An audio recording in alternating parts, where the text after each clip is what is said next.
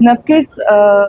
आपल्या संस्कृतीमध्ये पूजा अर्चा करून आपण कुठल्याही चांगल्या कामाला सुरुवात करतो आणि त्याचंच हे प्रतीक म्हणून आज महापौर कार्यालय आणि रामायण निवासस्थान जे आहे महापौरांचं त्या ठिकाणी आपल्या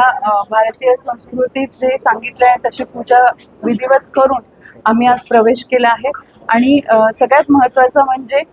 ही औपचारिकता नसून एक काय म्हणतो एक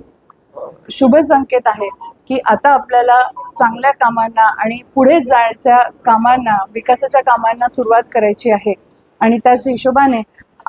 उत्साहाने आणि शुभ संकेताने आम्ही आज या ठिकाणी कामाला सुरुवात करत आहोत। विकासाची पर्वणी म्हटल्यानंतर जसं 100 दिवसाचा प्लॅन आणि अजेंडा तो मी लवकरच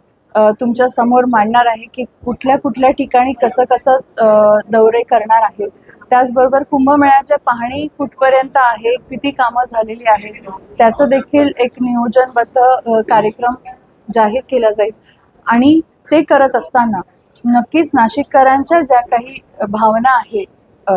नगरसेवकांच्या लोकप्रतिनिधींच्या ज्या काही त्यांच्या प्रभागामध्ये जी काही कामं विकासाची खोळंबली असतील किंवा ज्यांना गती देण्याचं काम आपल्याला करायचं आहे, कारण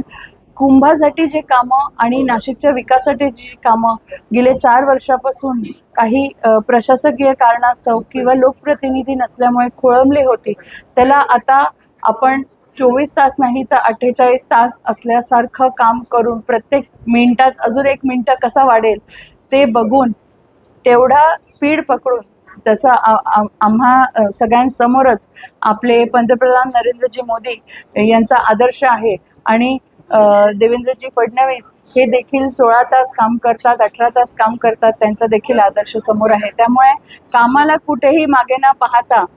आम्ही सगळेच जण लोकप्रतिनिधी एकमेकांचा हात धरून नाशिकच्या विकासाकडे पाहणार आहोत।